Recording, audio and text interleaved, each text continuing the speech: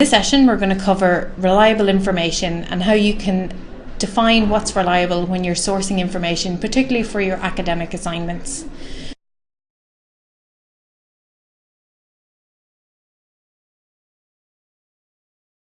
We're going to talk about evaluating your research source and the intended audience of those sources, and we'll quickly talk about Wikipedia and whether or not you should be using that as a source.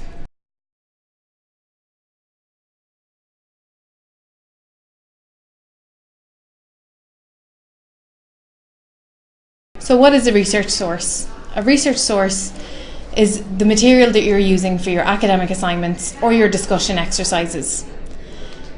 And where you look for those sources is really important. So if you're looking for a reliable source, what you really want to look at is published material.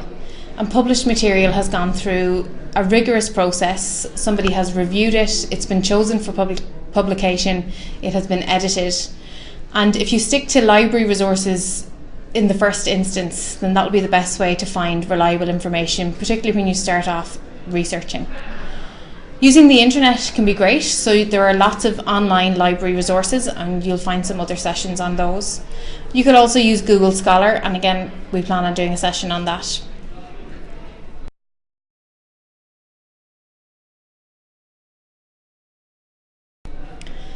So what is a reliable source? Well, a reliable source will include, first of all, the author's name, the publication date, and it will have a list of sources, so it will give you details on where it found its information.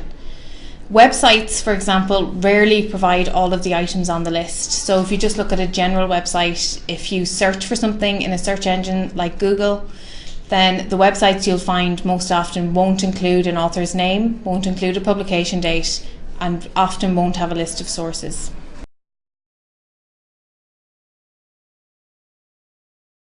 So you're looking to see whether there are references. Are there links to further information? Have they backed up the points that they've made? Can you identify what the purpose or the intention of the author is? So, for example, are they trying to sell you something, in which case you can't rely on the information that they're providing you because they have a particular agenda?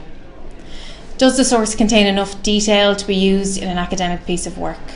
So as a researcher, as somebody in an academic environment, as a student, you're ultimately training to be an expert in the area. So you need to make sure that the research material that you use will help you to become an expert. And general information won't help you to do that, so something without detail. You also need to check to see whether your source is up to date. So if it's a relatively older source, then you need to take that into consideration.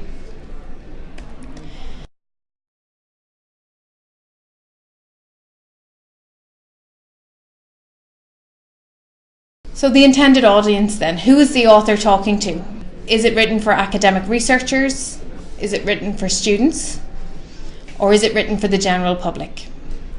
So a scholarly audience will mean that what you have is something that has more detail, it's got those sources that are listed, but a popular audience are probably just looking for a general introduction or a piece of general information, and they aren't too worried about the fact that it doesn't have any more detail.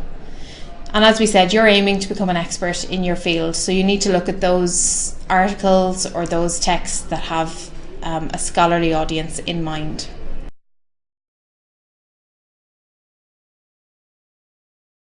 So Wikipedia then. Wikipedia provides introductory information. It can be written by absolutely anyone. It's frequently changed and updated, so anybody can log in and change an entry. And it's fine, again, if you're just a popular audience, if you're looking for a general introduction, but it should not be used as an academic source. If you're researching for an essay or researching for a class discussion, you shouldn't use Wikipedia as an official research source.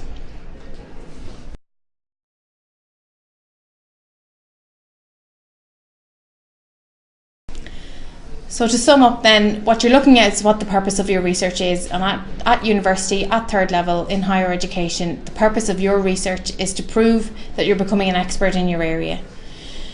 You're striving to improve your own knowledge, and make sure when you write your assignments that they could be evaluated as a good, reliable source. So keep in mind all of this information for when you're writing your assignment, as well as when you're finding your research sources.